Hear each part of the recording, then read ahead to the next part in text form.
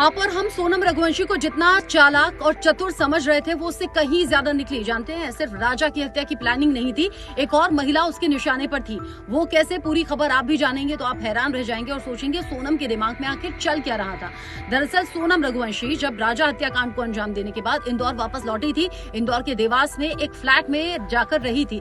14 दिन उसने यहाँ काटे। राजा की हत्या के बाद वो राज कुशवाहा के साथ यहाँ पर रही, कई रातें बिताई, अपनी माँ से भी मिली जो जानकारी है, और वो ढूंढ रही थी अपनी ही जैसी कदकाठी वाली एक और महिला को, ताकि उस महिला को मार दिया जाए, उसकी पहचान छिपा दी जाए और फिर सोनम भाग जाए नेपाल।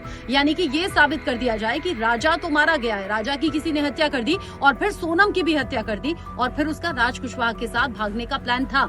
ये सभी खुलासे एक के बाद एक अब सोनम रघुवंशी राज कुशवाहा पुलिस कस्टडी में रहते हुए कर रहे हैं। और अब इंडिया न्यूज उस देवास वाले फ्लैट तक भी पहुंच गया है जहां पर सोनम रघुवंशी रहती थी। अब चूंकि वहां पहचान छिपा कर रही, नाम छिपा कर रही, और जो राज कुशवाहा के दोस्त थे उन्होंने ही यहाँ पर रेंट एग्रीमेंट बनवाया था। 2 महीने का एडवांस दिया गया था, 1 महीने का रनिंग रेंट दिया गया था। यानी कि प्लानिंग ऐसी थी जिससे किसी को कोई शक ना हो और आराम से रेंट पर घर मिल भी जाए। यानी कि इसी फ्लैट में सोचिए उसने 1-2 नहीं बल्कि 14 दिन बिताए, जब इंदौर पुलिस यहाँ वहां हर जगह राजा को ढूंढ रही थी और उधर मेघालय पुलिस से कांटेक्ट कर रही थी और राजा और सोनम की तलाश थी।